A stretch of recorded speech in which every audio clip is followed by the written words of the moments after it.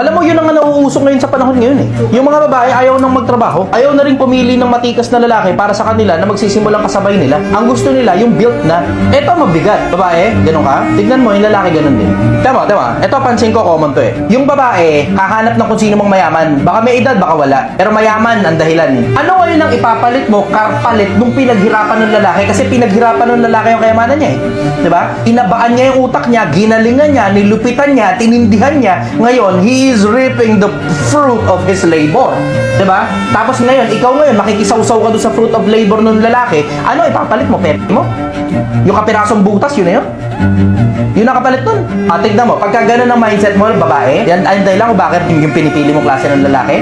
Tignan mo yung lalaki, puro butas din ang hinahanap galing sa'yo. Ito mas mabigat. Pag yung butas mo luma na, ang hanap na ibang butas yan, tapos sasabihin mo ngayon, babaero yung lalaki. Malamang, pinili mo yan, tapos wala ka namang kayang ipalit bukod sa butas mo eh.